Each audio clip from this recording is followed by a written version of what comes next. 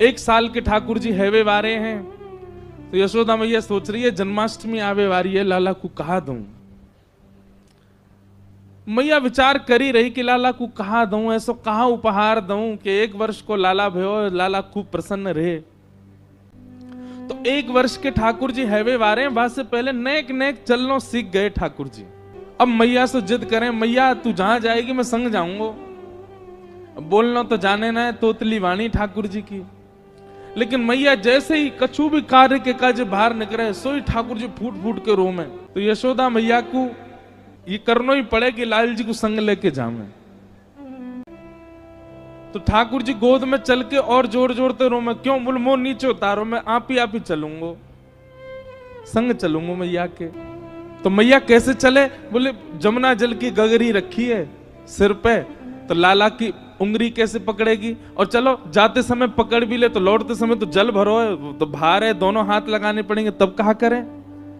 तो मैया अपने सिर के पल्लू को ऐसे छोड़ दे पीछे, लाला को हाथ में पकड़ा दे और वे लाला इतको देख तो चलियो, मेरी आप पल्लू को छोड़ियो मत, पकड़ के चलियो संग में।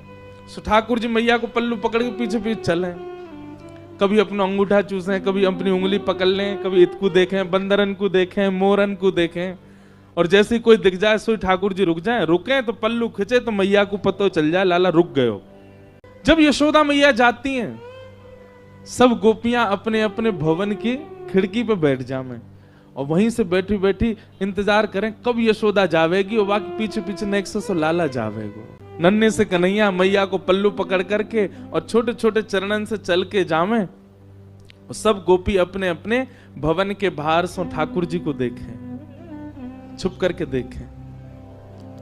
एक गोपी के मन में भाव आयो, लाला रोज जावे मैया के संग, कैसे या को पकड़ लऊं, कैसे या के हाथ को ऐसे पकड़ के अपने अंक में भर लऊं।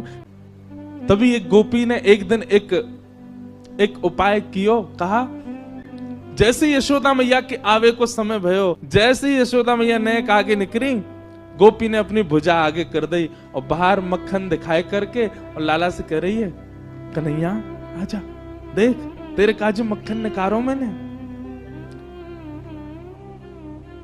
ठाकुर जी रुक जामे तो मैया को पल्लू खींचे, और मैया को पल्लू खींचे तो मैया खींच के ले जाए लाल जी को।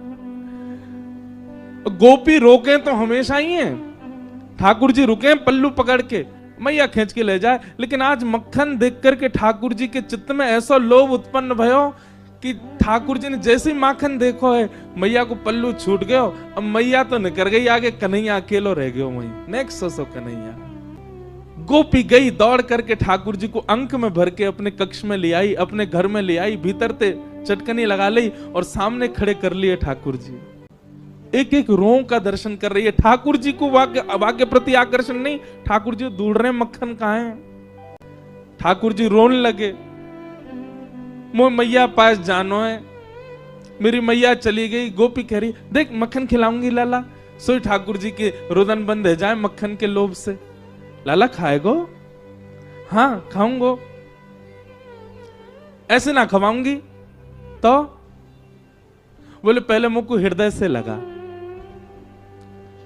ठाकुर जी हृदय से लगा में लोभ दे रही है मक्खन को, और गोपी अपना प्रेम प्रकट कर रही है ठाकुर जी के प्रति। ठाकुर जी हृदय से लग जाए। अब दे गोपी मक्खन, तुतला के बोले लाल जी। गोपी कह रही है मक्खन खाएगो? बोले हाँ, पहले नाच के दिखा।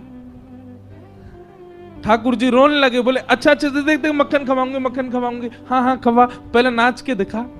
सो ठाकुर जी के मोटे मोटे आंसू हैं नेत्रन में, लेकिन ठाकुर जी नृत्य कर रहे हैं। क्यों? मक्खन खानो गोपी को। ठाकुर जी नृत्य करके दिखा रहे हैं। ठाकुर जी के संग सब लीला कर रही है गोपी। यशोदा मैया ने पीछे देखी, अरे मेरो लाला कहाँ गए हो, मेरो कन्हैया कहाँ गए हो। मटकी वहीं छोड़ दी, दौड़ी गलीन में जामे, चौबारिन में जामे, घर घर जाके पूछे मेरो लाला देखो, अरे मेरो कन्हैया देखो। बीच गोकुल में जाकर के यशोदा मैया जोर से चिल्ला रही हैं, कन्हैया ओ लाला कहाँ चलोगे हो। अब गोपी के घर में नेक्स्ट से ठाकुर जी अपनी पैनी सी आवाज से चिल्ला के, हाँ मैया मैं यहाँ हूं। यशोदा मैया सुन रही, कहां ते आवाज आ रही है। गोपी लाला को पकड़े, लाला चिल्लावे मत मैया आ जाएगी। मैया देख जा गोपी ने मुंह को पकड़ लियो है, मार रही है मुंह को, जल्दी आ। मैया दौड़ी दौड़ी गई, जाकर के देखी तो महाराज एक गोपी के घर में, और गोपी गोद में लेकर के एक हाथ में मक्खन लेके लाल जी को लेके खड़ी है। यशोदा मैया को ताम्र वर्ण हो गया। हेरी तो शर्म ना आवे हैं, लाला के लेके चली गई ना। मैया मैं तो बस नेक माखन चखाए रही, लाला को पूछ रही कैसे अपने बालक को चखा, मेरो लाला काय को ले गई, ला दे यहां पे। ठाकुर जी को लेकर के यशोदा मैया चली गई। अब गोपी अपने भवन से देख रही है यशोदा मैया की ओर, और मैया की गोद में बैठे ठाकुर जी पीछे से वह गोपी को देख रहे हैं। बेसुध हो गई। कितने दिन व्यतीत हो गए उसी चिंतन में, उसी आश्रय में, उसी भाव में। कैसा स्पर्श है, कैसे नेत्र हैं, कैसी प्यारी सी नासिका है, कैसा मुखमंडल है ठाकुर जी का।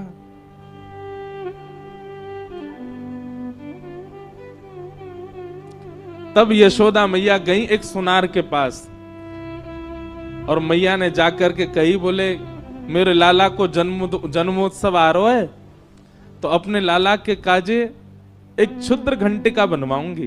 क्षुद्र घंटिका कहा है? ठाकुर जी कौंधनी पहने कमर में, और वह कौंधनी में छोटी छोटी सोने की घंटी लगी हैं चारों ओर। मैया ये यही मारे बनवा के लाई है। क्यों? लाला की कमर में बांध दे, और जब मैया जमुना जी जल भरवे जामे, सो लाला जब मटक मटक के पीछे चले, सबरी घंटी बजे, तो मैया को पता लगती रहे कि लाला संग चल लो। जैसे ही कोई गोपी लोभ दे और ठाकुर जी वहां को भाजे, सोई मैया को पता, अच्छा यहाँ तक घंटी आवाज आ रही, लाला भाज को दी के, सोई मैया जावे पकड़ के ले आवे, चल मेरे संग। इतनी सुंदर भाव। मैया क्षुद्र घंटिका की कौंधनी बनवा करके लाई। लाला को जन्मोत्सव पहले दिन सुबह उठाते ही ठाकुर जी अभी नहाए भी नहाए, ताते जलते मुंह पहुंच दियो बस।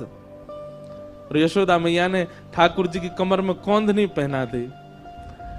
ठाकुर जी को इतनी भाई बातें निकरवे वारे स्वर इतने प्रिय लगे ठाकुर जी को। अब तो ठाकुर जी अपने सखान के पास बिल्कुल अधरते जामे, जे बजे नहीं, धीमे धीमे जामे। ओके, ए मधुमंगल, ए सीदामा, इतकुआ देख मैया मुंह को कहलाई। बोले कहलाई लाला, हाथ पकड़ मेरो। दोनों हाथ पकड़ लें, सो ठाकुर जी अपनी कमर हिलाने लगे, जोर जोर से घंटी बजाए, और सब ग्वाल बाल के, अरे लाला तेरा तो अंग अंग बजन लगो, तेरा तो अंग अंग ऐसा स्वर निकाले।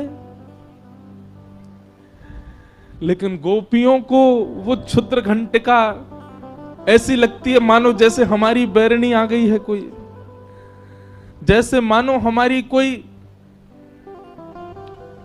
सौत आ गई है। ठाकुर जी की कमर में जब ते आई है, अब लाल जी हमारे पास ना आए। क्यों?